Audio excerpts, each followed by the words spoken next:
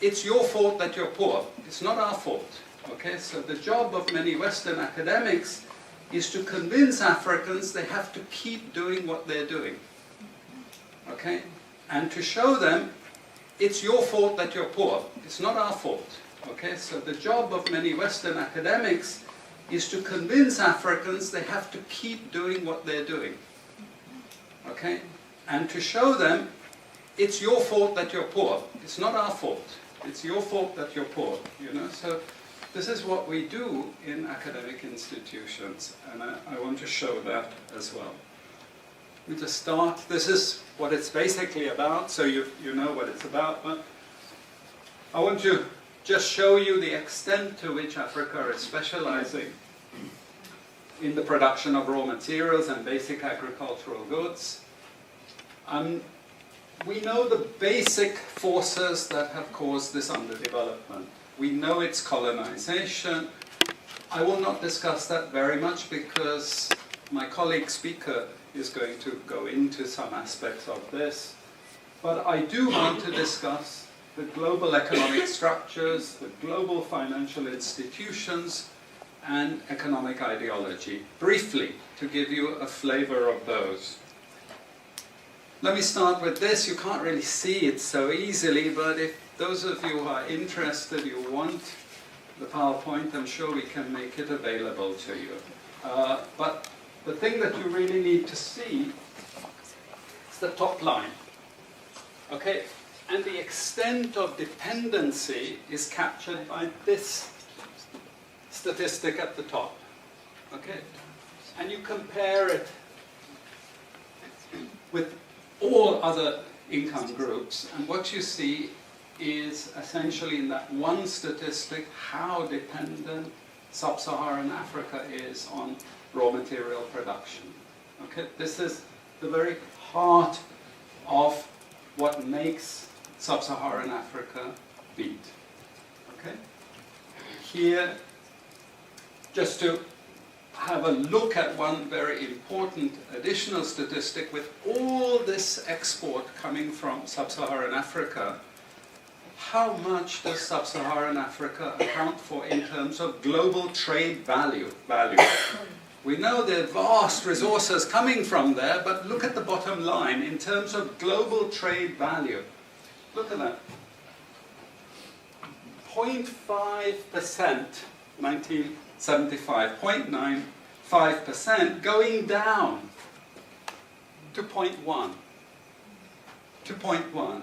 Meaning that with all these vast resources being produced, how much are they getting for it? Nothing. Nothing. This is a very significant piece of data. Then I just want to show you what has happened to sub-Saharan Africa, because what we know, and from all studies, no country ever develops without manufacturing. Then I just want to show you what has happened to sub-Saharan Africa, because what we know, and from all studies, no country ever develops without manufacturing. Okay, producing raw materials will not take you anywhere. Producing basic agricultural goods will not take you anywhere. And let's have a look at how much manufacturing activity takes place in sub-Saharan Africa. We can look over the last 15 odd years, 15, 20 years. And we see manufacturing has actually declined as a percentage of the total. This is percentages of total production in sub-Saharan Africa. How much of it is accounted for by manufacturing? So this figure here is 17% of the total. Most of the rest, when we talk of industry, it includes manufacturing, but the bulk of it is mining. Okay? Raw material extraction. This is the bulk of it. And here we see actually raw material extraction has stayed the same. What has caused industry to fall is the fall in manufacturing production. This is deliberate because we will never, as Western economists, as Western policymakers, we cannot afford to allow Africa to industrialize and start producing manufactures. This is deliberate because we will never, as Western economists, as Western policymakers, we cannot afford to allow Africa to industrialize and start producing manufactures. This is deliberate because we will never, as Western economists, as Western policymakers, we cannot afford to allow Africa to industrialize and start producing manufactures. Okay, so we will do everything to stop that. And I'm going to show you how we actually block that. It's obvious in certain ways, but it's less obvious in other ways. Now, we have actually seen periods of rapid growth in sub-Saharan Africa, misleading people, saying, oh, you know, we're now doing much better. And this has happened recently. Recently, I've had students come and tell me, we've done much better now. And you can see growth rates rose quite sharply in recent times. Now are starting to go again down. But if you look historically, the same thing happened earlier. Why? Because in these two periods, we had East Asian rapid industrialization processes. So in the earlier period, we had Japan and Korea and Taiwan. Okay, rapid growth, sucking in raw materials from Africa, driving up the prices, and then sub-Saharan African countries grew. Exporting raw materials, they grew. But after those countries finished industrialization, then sub-Saharan African growth rate again fell. Okay, but along comes China, next wave. Okay, again, sub-Saharan African growth rises, but now China is going down. As many of you now know from the press, China is going down. But sub-Saharan Africa is going down even faster. And we're going to go back to where we were again, with very low prices of raw materials, very low growth rates, and again, the sorts of poverty that we saw once before. Because, bottom line, sub-Saharan Africa is condemned to this role, just the supplier of raw materials, not a manufacturer.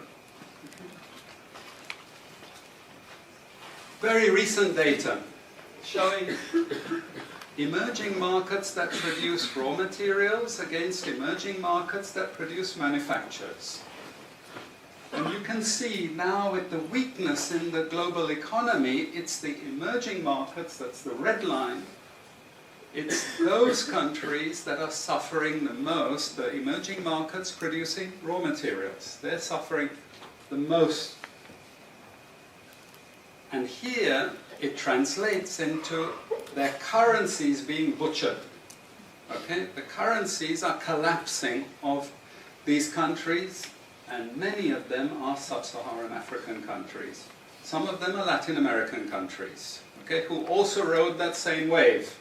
They thought that raw material production was going to save them.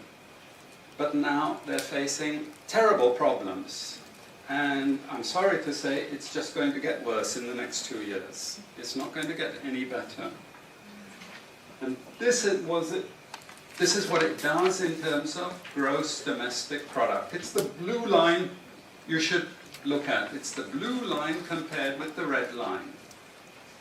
And what we know is that blue line is really going to go down sharply in the next 2 years. Okay, so relative to the rest of the world, sub-Saharan Africa is going to suffer. Again, why? Because it's condemned to this raw material production. This is basically why. How is it condemned to that?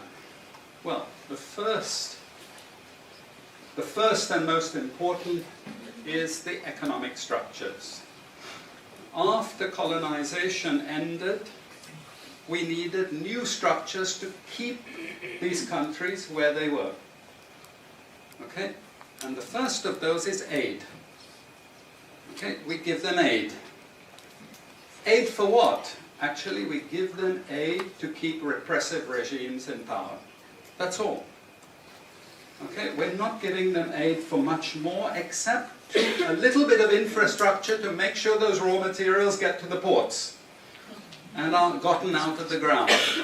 But for the most part, we give repressive regimes money and power and guns to keep that system going. This is what it's fundamentally about. All the hypocrisy about transparency and democracy and bullshit like that, it's all bullshit. You know? And at least the Chinese don't enter into that bullshit. They say, we don't care about the whole political environment, we just give the money. Okay? And it's for raw material extraction, period. Okay? Number two, and this was a very important one, still is, debt. I was telling some of my students today, was it today or yesterday, about Confessions of an Economic Hitman. You remember this? Have any of you heard of this one? Confessions of an Economic Hitman. It's a book written by John Perkins, who used to work for a very nebulous, opaque bank. No one had ever heard of this bank, but it was formed in the 1950s by the IMF, the CIA, and the American State Department. And it had only one job: to lend money to developing countries that were raw material producers in order to indebt them. Once you are in my debt, I control you. You are in my debt, I control you. You are in my debt, I control you. Okay? And this bank had 4,000 employees. But no one ever heard of this bank, you see. But it would go to country after country offering loans. And if the president did not accept the loan, they were killed. Okay? And this bank had 4,000 employees. But no one ever heard of this bank, you see. But it would go to country after country offering loans. And if the president did not accept the loan, they were killed. And he gives two examples of presidents who were killed when they did not accept the loan. You see, the lending is also very important to trap the country. It's very important. It's part of that process. I teach in Suriname. And Suriname in recent times had a huge foreign exchange reserve. So big they didn't need to borrow money. And then one of my students who was very high up in government, he said, you know, the IMF is trying to convince us to borrow money from foreigners. Why? I thought, duh, you know, sorry about this, but, you know, this is the game. And in the end, Suriname did borrow this money because the IMF said, if foreigners lend to you, then everyone will think Suriname is such a strong economy that foreigners are interested in lending to you. You understand? Before Lula came to power, you know, the previous president in Brazil, Cardoso, his predecessor, took a gigantic international loan. No necessity for taking the loan. Why? Because once I catch you with the debt strings, I hold you forever. You are my prisoner. Okay, so debt has been this huge spider's web which has trapped sub-Saharan Africa and keeps them held there. Aid, debt. We have a third structure which is again not known by many people, but it's something that was put in place and continues to this very day, with no one discussing it. No one says anything about it. It is monopoly buying structures. This is for all raw materials and basic agricultural goods produced by developing countries. There are only 4 or 5 Western multinationals that buy all those goods. And they collude between them. So if you take any major product, these Western multinationals, they collude between them.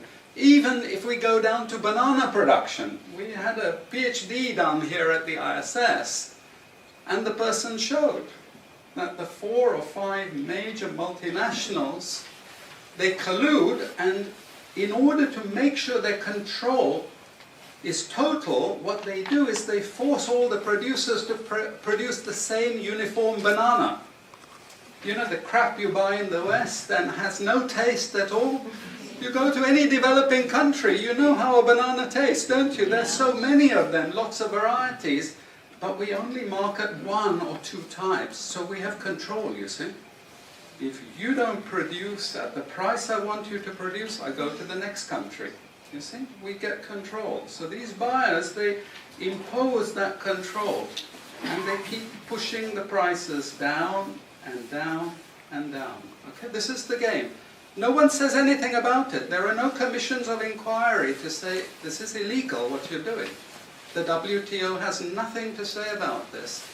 But sorry to say, you know, if banana prices rose 10 times, especially for people like me who love bananas, okay, I'd protest. I like my living standards. Okay, it's the same with all the other raw materials, you see. We're all benefiting, we're complicit. We're actually complicit in this because we will protest and shout out if the situation ever changed. Okay, now we come to those international institutions. And I must tell you this from the outset, don't think of them as wicked. IMF, World Bank, WTO. We always think evil creatures, horrible. It's not. It's just economics. It's economic warfare. The rich declare war on the poor. It happens everywhere. It happens in a country. The rich control the government. Of course they do. You really believe you have democracy? Come on. You know, I mean, grow up. This is not about people living in democratic systems. What we have is the rich control. The rich set up these institutions explicitly to control the poor countries. And they don't give them much room for maneuver. Which incidentally, when the IMF starts talking of poverty alleviation, you should also understand that there's another game there also starting to play, which I'm going to come back to later. But what do these institutions do? What does the IMF do? What is structural adjustment about? It's about making sure countries keep producing what we want them to produce. We make sure they have recurrent balance of payments problems. You notice these countries never get out of balance of payments problems. You notice that? Whereas countries that never took IMF support are always out of balance of payments problems. But the countries that are continuously getting advice and support by the IMF, they're always in balance of payments problems. Why? Because that's the way we keep our stranglehold on them. And that's what we have done. We have done, the IMF and the World Bank. And they've also done something very, very important. And that is they have destroyed the self-sufficiency of these countries. Colonization started it. Okay? One of the most important things is we destroy food self-sufficiency. Okay? And the World Bank continued it. They forced most countries to eliminate all food subsidies and food support. Okay? Because once you don't produce your own food, I increase my control over you. How do we know this? Well, very funny thing happened some years ago. Not so funny, actually. It involved starvation of a large number of people in Malawi. Okay? Many of you could remember this because it was really tragic.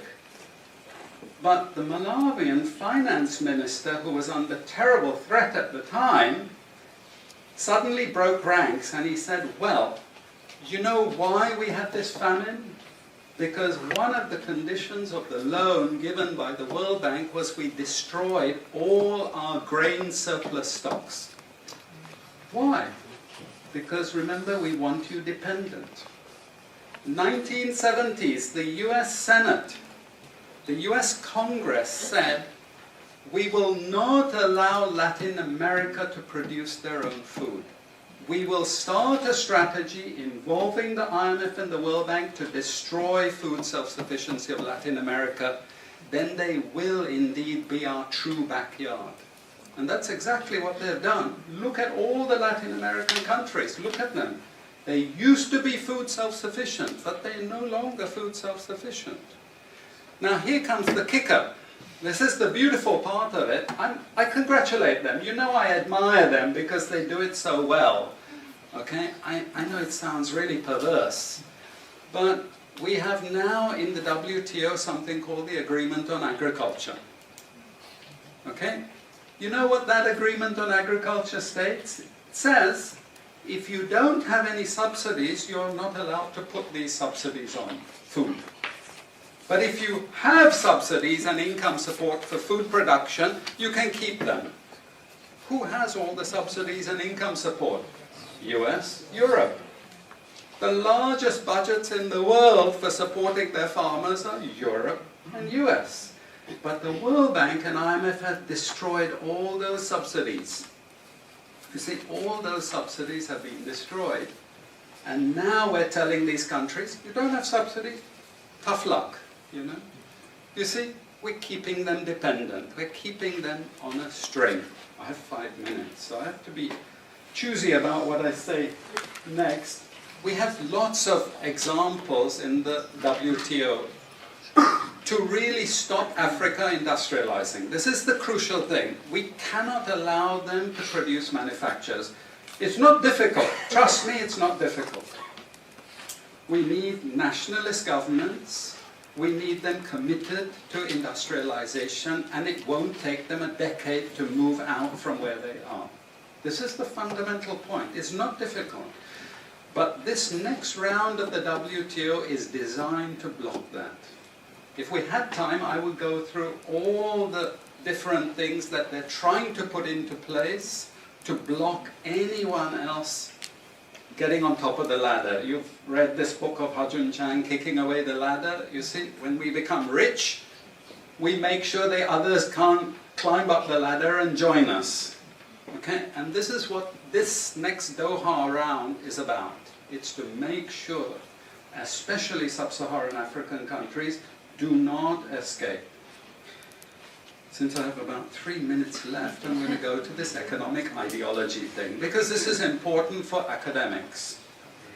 You see, we teach, in many cases, garbage, and it doesn't hurt anyone, a lot of this garbage. You know, it's just blah, blah, blah, blah, blah.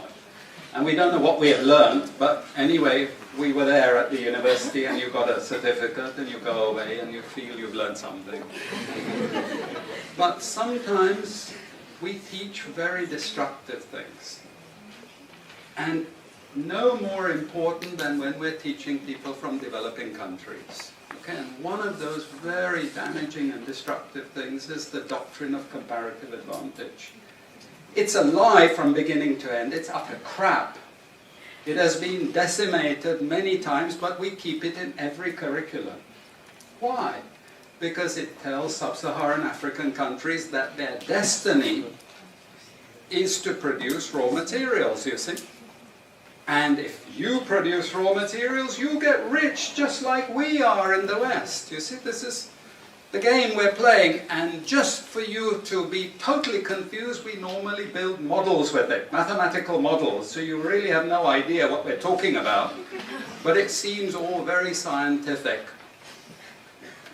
Then we have the modern version of this is because it's all a failure, we know it's a failure, we now have a new generation of economists saying, it's only a failure because you're all corrupt in your countries. We call that new institutional economics. You've all probably learnt it all, but you didn't know why they invented it. It was invented to tell you the same thing. You should keep producing raw materials. Now, don't be as corrupt as you were before. Nobody ever told you that aid was designed to actually start the corruption process in the first place. Okay, and we need corruption to make sure you're doing all these things. But now we blame the victim. You're poor because it's your fault, basically. And you're poor, stupid, and corrupt, basically. This is the message that we're giving people. We also have many theoretical justifications, but I'm going to say something controversial to end. And she's happy that I'm ending because she has to discipline me. And that is, there are also what I call more enlightened approaches, but which are also potentially destructive for sub-Saharan African development. And this is where I come back to the IMF and the World Bank. You see, now they're all into poverty alleviation. They want you to concentrate on redistributing income, and it's something nice. You're young people, you're socially conscious, you're aware. You don't like all this injustice. So you gravitate towards what we call pro-poor strategies. But actually, I'm sorry to tell you, that is not what Africa needs. Africa needs aggressive industrialization. When China was a communist country and we had equal distribution, who feared China? Who took them seriously? They weren't even the size of the Netherlands. But today, I can't open an internet site, I can't open a magazine, I can't open a newspaper without China, China, China, China. And we know what has built China is not socialism or communism, it's capitalism, guys. It's manufacturing, it's production. This is what creates employment, this is what created jobs. I'm not pro-capitalist, but this is the reality, and unfortunately, we're now going to get caught with the good cop, bad cop. The good cop is now IMF saying, oh, you must concentrate on poverty reduction and income redistribution, as long as we can take you away from industrialization. This is the crucial thing, you know. I leave it at that, and I'm sorry I took so much.